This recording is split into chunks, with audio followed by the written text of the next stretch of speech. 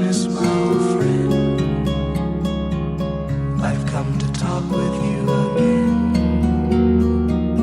because a vision softly creeping left its seeds while I was sleeping, and the vision that was planted in my brain still remains within the sound of silence.